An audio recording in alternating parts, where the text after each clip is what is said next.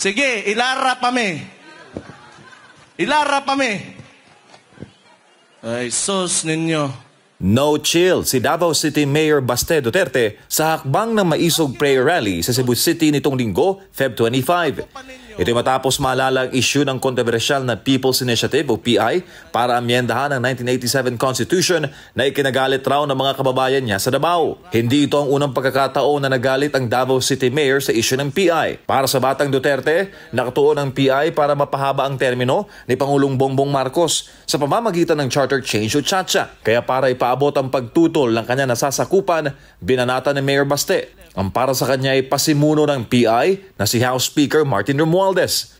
Isog lang ka kay speaker ka karon, speaker lang ka kay tungod ang igagaw rin mo presidente, mauna! Nauna nang nanawagan si Romualdez na itigil na ng mga Duterte ang pagbanat kay Pangulong Marcos Jr. Nanawagan rin ito na igalang ang kasalukuyang punong ehekutibo matapos ipanawagan ni Mayor Duterte na mag-resign ang Pangulo. Ngunit para kay Mayor Duterte, ang Pangulo dapat ang sumagot at magsalita at hindi si Speaker Insan. Wa man ko kailan nimo. Pasag din na imong igagaw nga manubag unsa mo kinahanglan mo tubag di ikaw.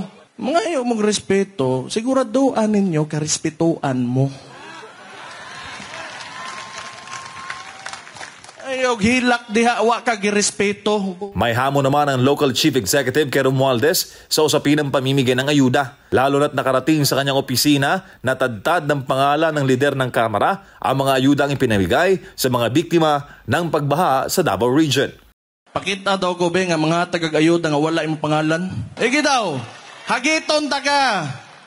Pag sunod baha gani, sunod na isunog. Sige, hagiton ta ka. Hatag og ayuda nga wa imongan, wa imong naong. Sige, nagtuo mo kaning nasura ni mga tao diri playground ra ninyo kay tungod na alam mo'y gahom karon timan makagaba na. Sagaba na.